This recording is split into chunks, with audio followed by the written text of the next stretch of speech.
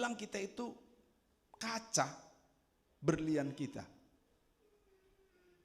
Nah, jadi indahnya hidup rukun itu bagaikan permata, emas, berlian, mutiara, mau mutiara putih atau mutiara hitam. Saya baru di Papua ini pernah tahu ada mutiara hitam. Selama ini saya tahu mutiara itu putih atau bening dan warna lain lah. Di Papua ini ada mutiara hitam, bagus. Jaga mutiara kita karena itu adalah indah. Hidup rukun indah. Hidup rukun itu indah seperti permata, seperti berlian, seperti mutiara. Apa gunanya kita menggunakan perhiasan? Nah, ayo, saya tidak menyinggung kalau ada yang pakai perhiasan boleh saja. Adakah? Tapi perhiasan kita bukanlah emas, permata, berlian. Perhiasan kita adalah hidup rukun. Orang akan salut jika rumah tanggamu rukun. Sekalipun engkau tidak pakai emas, tidak pakai berlian. Tapi akan sia-sia engkau pakai berlian yang besar, yang mengkilat-kilat. Mulai dari lantai 1 sampai lantai 2 bertingkat. Kalau rumah tanggamu ribut, keluargamu berantakan. Itu bukan indah. Hidup rukun, itulah permata kita. Makanya ada lagu, sering saya katakan. Lagu Cemara itu gimana? Harta yang paling berharga adalah keluarga. Mutiara yang paling indah adalah keluarga. Keluargamu jaga, rawat seperti engkau merawat permata.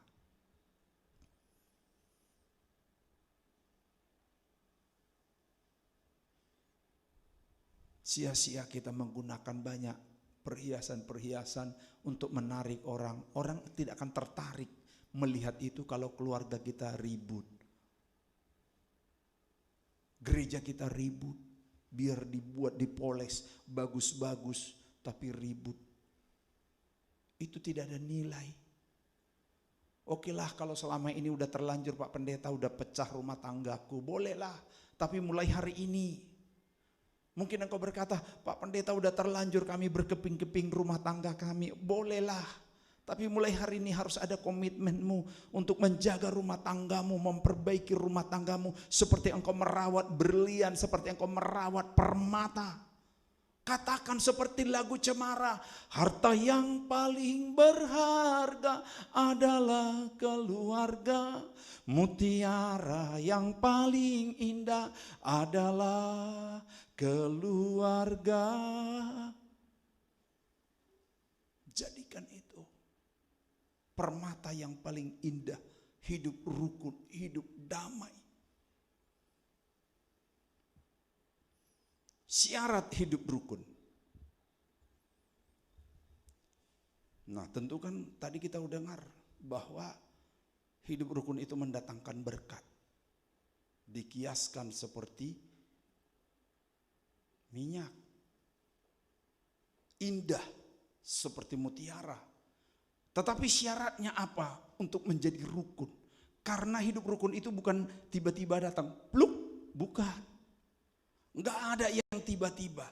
Tapi hidup rukun itu syarat yang pertama, tidak egois. Tahu arti egois? Tidak mementingkan diri sendiri. Si suami tidak boleh ego mementingkan dirinya. Si istri tidak boleh ego mementingkan dirinya sendiri. Dan tidak boleh menang sendiri. Pokoknya apa aku bilang itu sudah.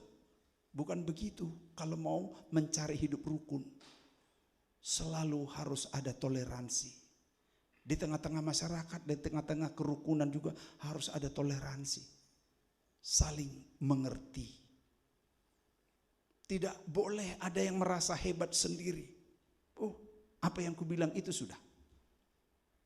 Bukan. Hidup rukun itu adalah orang yang selalu saling mau berbagi, saling mau mengalah. Hidup rukun itu harus Ada kerjasama. Kerjasama mulai dari kalau susah, dia susah bersama.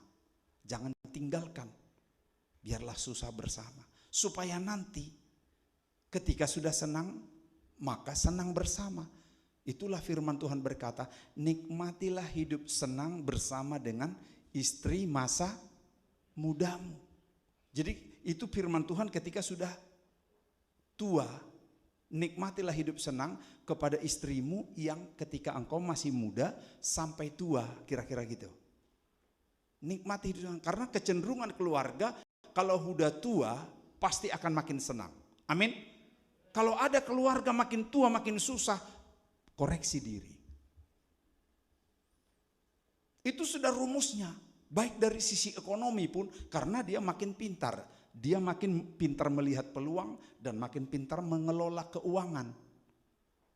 Itu sebabnya nikmati hidup senang bersama dengan istri masa mudamu. Atau balik, nikmati hidup senang bersama dengan suami masa mudamu. Bukan suami muda atau bukan istri muda, bukan. Suami masa muda atau istri masa muda. Jadi ketika sudah tua pun dia juga yang menikmati, jangan ada yang,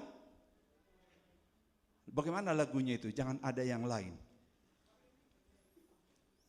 Bisa tarik?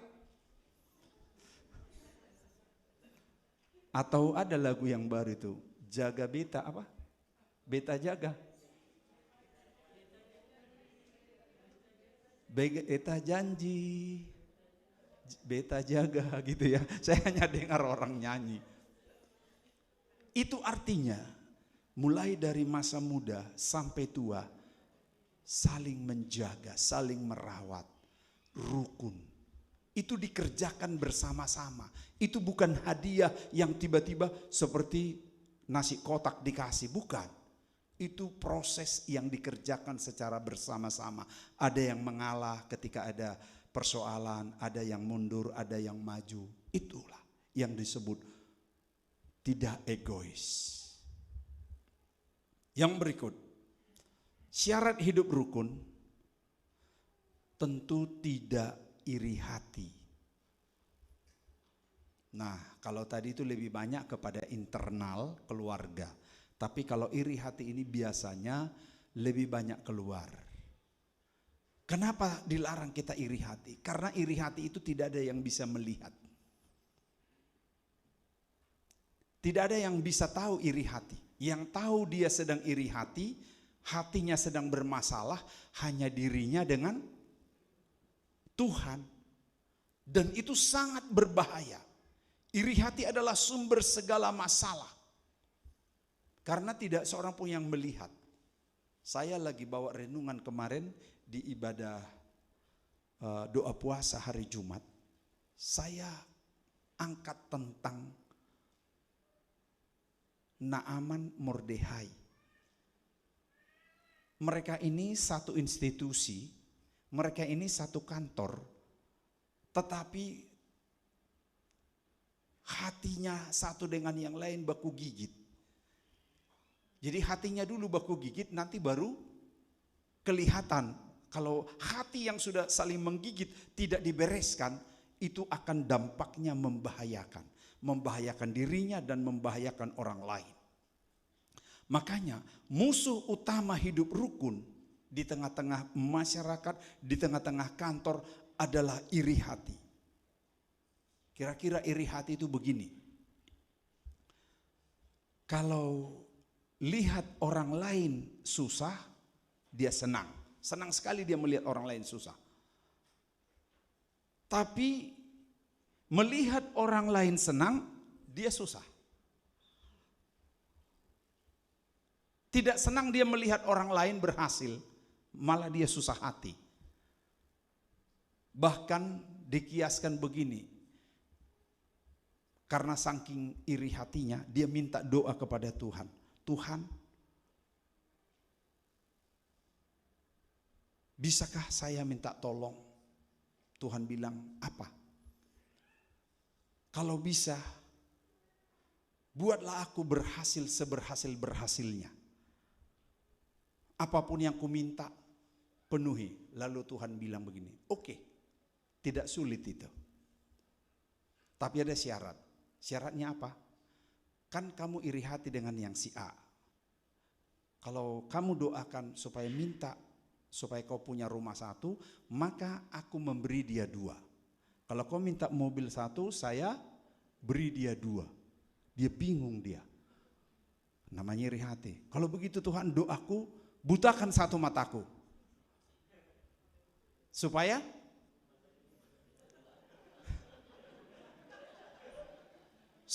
musuhnya coba rela dia rugi. Kan rugi kan? Matanya rela buta 1, yang penting orang lain buta 2. Inilah orang yang iri hati. Untung aja di Narwastu tidak ada. Justru ketika kita senang, rumusnya minggu lalu saya khotbah di IKT. Karena IKT ini lagi akrab. Jadi saya khotbah saya bilang begini, ada filsafat orang Batak. Saya tidak tahu betul ke tidak. Di sini banyak orang Batak kayaknya. Ada filsafat orang Batak, saya bilang. Ketika dia di atas, dipesankan jangan engkau tendang yang di bawah. Tapi ketika engkau di bawah, jangan engkau tarik yang di atas. Mestinya ketika engkau di atas, tariklah orang yang di bawah. Itu yang benar. Jangan malah ditendang yang di bawah. Sebaliknya ketika kita di bawah, janganlah tarik yang di atas. Jangan jelek-jelekkan dia, jangan fitnah dia supaya dia lengser dari jabatannya, jangan. Tapi doakanlah dia supaya sukses. Tapi ketika engkau sejajar posisimu, jangan engkau sikut-sikutan. Tapi yang benar, apa? Bergandengan tangan. Kita beri tepuk tangan. Kalau itu kita pegang, maka dimanapun kita berada, kita akan tetap hidup rukun. Iri hati merusak hubungan bersaudara. Bersaudara pun bisa rusak hubungan. Saya nggak usah kupas banyak. Lihat yang paling gampang sebenarnya Kain dan Habel. Walaupun itu di nuansa ibadah loh, tapi karena ada iri hati, merusak hubungan. Iri hati juga bisa bikin hancur gereja. Bahkan sampai pecah. Sayanya dulu singer, tapi sekarang dia sudah naik jadi WL. Saya masih tetap singer. Contoh. Itu nggak boleh lagi. Ingat, ketika kita di atas, jangan tarik yang. Ketika kita di atas, jangan injak yang di bawah. Ketika kita di bawah, jangan tarik yang di atas. Rumus itu selalu pegang dimanapun, engkau akan berhasil. Jadi iri hati bikin hancur di semua lini. Di kantor, di gereja. Nah, saya ingin membagikan kepada kita semua, siapa Daud, penulis Mazmur ini. Kan dia yang menulis nyanyian ziarah. Dia raja loh. Tapi dia punya harapan. Dia punya harapan tentang supaya hidup rukun. Karena ada kisah pengalaman Daud. Jadi saya sebenarnya melihat perjalanan Daud ini. Dia adalah seorang anak bungsu dari 8 bersaudara laki-laki. 8 bersaudara laki-laki. Ada 2 perempuan saudara mereka.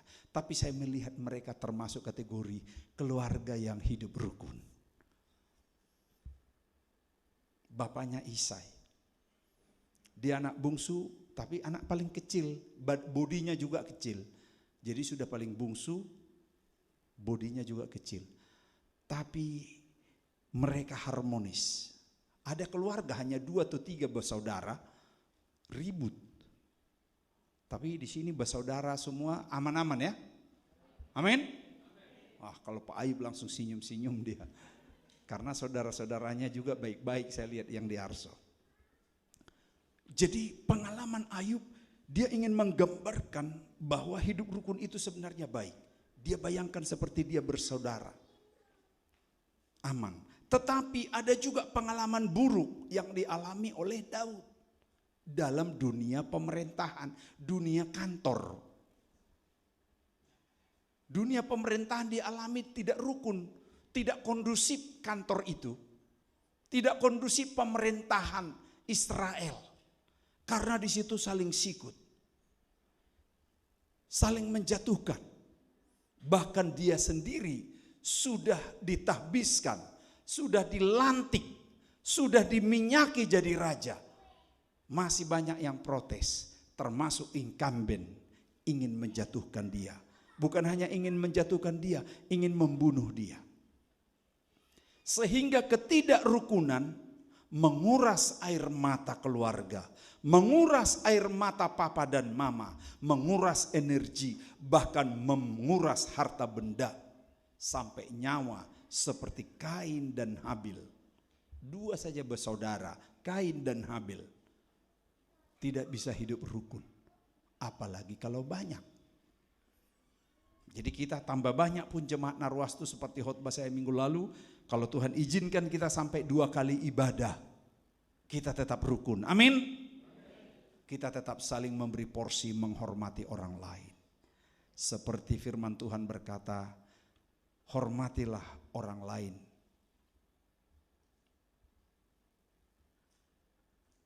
Memberi porsi penghormatan kepada orang lain. Kita anggap orang lain lebih utama dari diri kita.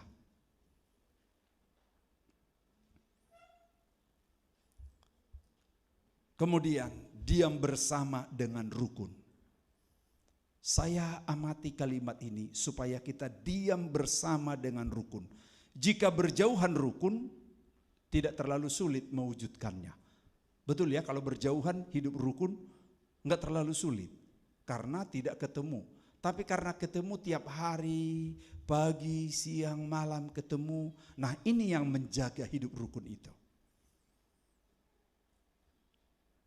Ketika kita berdekatan, ketika kita tiap hari berjumpa, ketika kita tiap hari berpapasan, maka dengan demikian hidup rukun itu akan makin tercapai.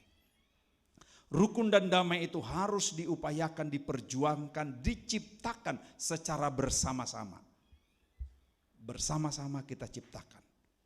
Semua kita bisa menciptakan hidup rukun.